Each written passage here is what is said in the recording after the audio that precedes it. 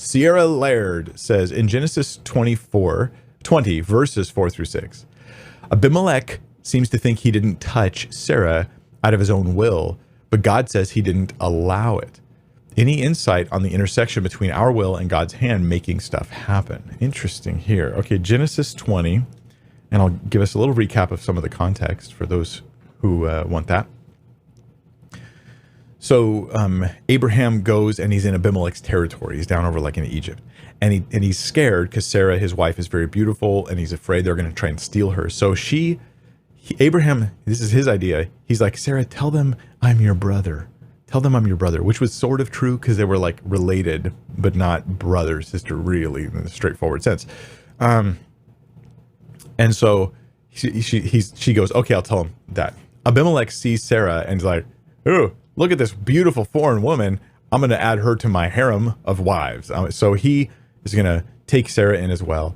But Abimelech never actually has any interactions with her physically, intimate stuff going on. And so we have in verse 4, Abimelech had not approached her. So he said, well, I have to back up just a little bit to give you his context. God came to Abimelech in a dream, because God is going to stand for this, right? Sarah's going to be the one through whom the Messiah comes. He's not going to let this weirdness happen between Abimelech and her. So God comes to Abimelech in a dream by night and said to him, behold, you are a dead man. Things you don't want God to say to you. Behold, you are a dead man because of the woman whom you have taken, for she is a man's wife. Now Abimelech had not approached her, right? They hadn't been together yet.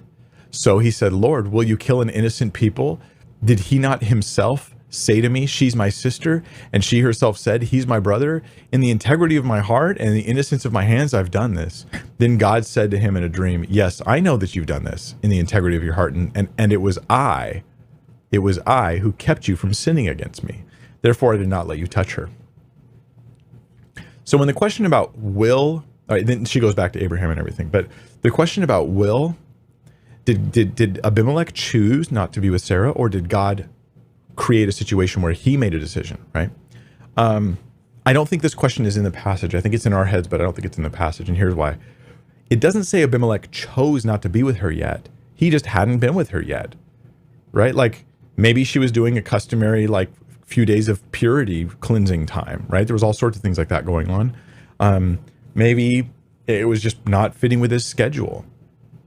Maybe that's the case. Maybe she was getting some kind of education about what was expected of her on that night. Maybe there was like a 4-day period of from the betrothal and the engagement and the wedding until they were. What I'm saying is, it may not have been Abimelech's decision. It was just circumstantially. Maybe, here's the thought, maybe Sarah was on her time of the month, and so they're not going to be together until after that's resolved. So the decision, the fact that Abimelech wasn't with her doesn't mean it was because he chose to. It was just that he wasn't. And God says, yeah, I was the one who arranged for that. I kept you from sinning against me, right? Because he knew that Abimelech had been misled by them. So he didn't let him touch her. That being said, I think this has nothing to do with the debate between, say, determinists or Calvinists, some Calvinists, and everybody else. And so I don't think that has anything to do with that particular debate. I think it's just an unrelated passage because we don't have a conflict of wills. There's other verses that present a little bit more of a thing, like, well, what about the hardening of Pharaoh's heart and things like that, where you see like he's doing it and then God's doing it, he's doing it, God's doing it. Yeah, so I don't see a conflict personally with any of these passages, to be honest. Even when there is a conflict of wills, I don't see a conflict. Even when people say there's a conflict, I don't see one.